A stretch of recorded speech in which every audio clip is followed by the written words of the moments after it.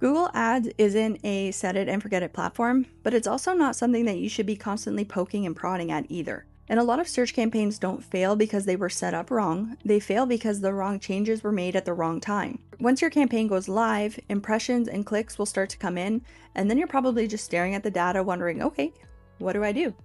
And if you get that answer wrong early on, you can keep resetting the progress of your campaigns without even realizing it. So in this video, we're going to talk about how to tell what to optimize in your account and the 5 core areas that you should be looking at to optimize that will help move performance without resetting learning phases. The first thing you need to understand is that optimization isn't about constantly changing your campaigns. It's about reading the data in the account, making a focus change around that data, and then waiting long enough to see how that change actually impacts the performance. So Google Ads, like I said, is not set it and forget it, but it does require patience. And patience is what matters most, especially in the early days of launching a new campaign. When you launch a search campaign, Google goes into learning mode. It starts testing different audiences, different auctions, different combinations of your headlines and descriptions. It is trying to figure out who is most likely to convert on your ads. And during this phase, especially in the first few weeks, you want to avoid making any big changes. So that means no major budget changes, no bid strategy changes, no big targeting shifts, because every time you make a change that big, the learning resets. And the problem is, learning resets don't look like resets. They just look like inconsistent performance from your ads. Your costs will jump around, your CPAs will be up and down, your CPCs will be up and down, the performance fluctuates, and then people start to assume that the campaign is broken, when really the account just hasn't been allowed time to settle. So if we shouldn't be touching the big levers early on, what should we be optimizing? And there are really 5 areas you want to look at when optimizing a search campaign: your keywords, your ads, your ad assets, your budget, allocation, and your bidding strategy. But you're not optimizing all 5 of these areas all at once. You move through them at different times depending on how much data your account actually has. And so let's walk through this in an order that will make sense, starting with keywords. So in the early days of a campaign, once you've launched, the main optimization that you're doing isn't pausing keywords or looking at which ones are performing well and not well. The main optimization that you want to be doing in the early days is reviewing your search terms and adding negative keywords. So you want to see what searches Google is actually showing your ads for and make sure that they're relevant to what you offer. So this is where you add negatives for competitors' names if you don't want to be showing up for it. Remove searches that are related to your service that you don't necessarily offer, and clean out low intent or irrelevant search queries. And this is something that you should be checking every few days in a new account, and probably weekly or bi-weekly in a more seasoned account. Once a campaign has been running for a while and you actually have data, usually I look at data from the last 90 days, then you can start evaluating the keyword performance.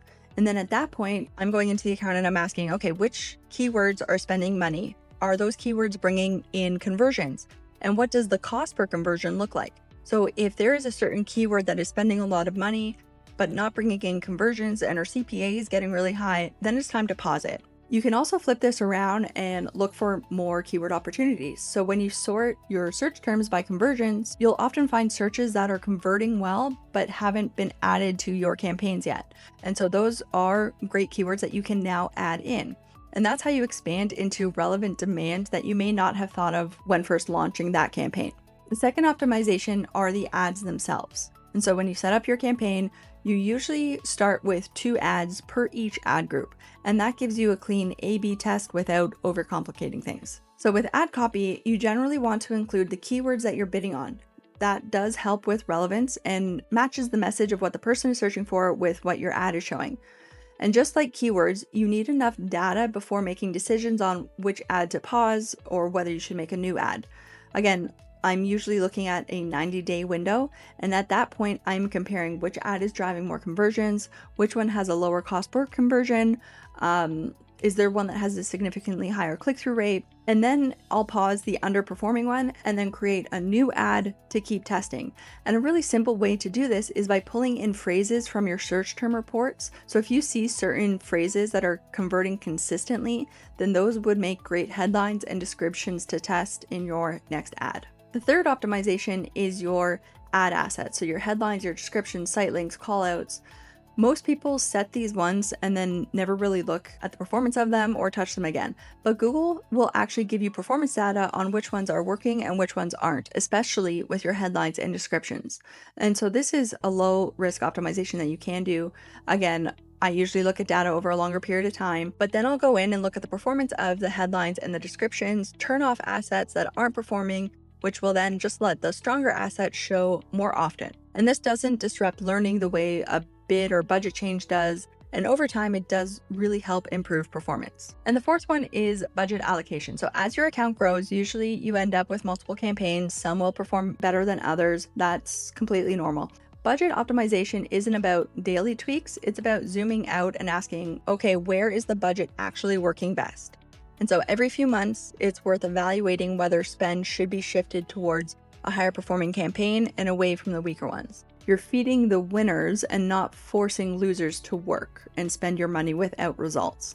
But again, this is something that you want to look at after a few months of data has come into the account. And the last one is the bidding strategy. So the bidding strategy is the most sensitive lever in the account, and it's the one that you want to change the least because changing this will force the campaign back into learning mode. So early on, I usually recommend starting with a maximize clicks bidding strategy.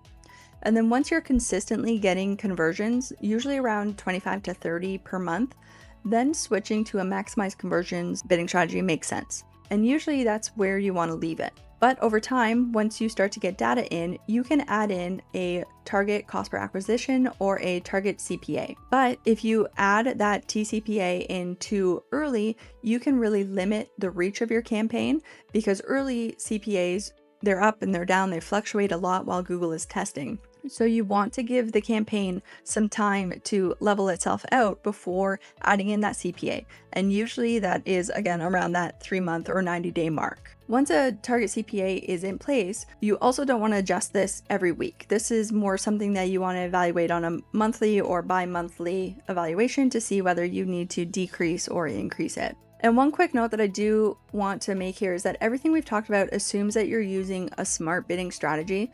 If you're running manual bidding, there's a whole other layer of optimizations that you should be looking at. Your device performance, days of the week performance, things like that. Smart bidding does that automatically. And this is really the through line with optimization. It's not about doing more, it's about doing the right thing at the right time and then letting the data tell you what to do next and giving the time to Google to utilize those changes. So now if you're wondering which bidding strategy actually makes sense for your campaign and when you should use maximize clicks versus maximize conversions or when to add in a target CPA, that's exactly what I break down in this next video here. So I'll walk you through the different bidding strategies, what each one is designed to do, and how to choose the right one based on where your account is at right now. So click there and I will see you in the next one.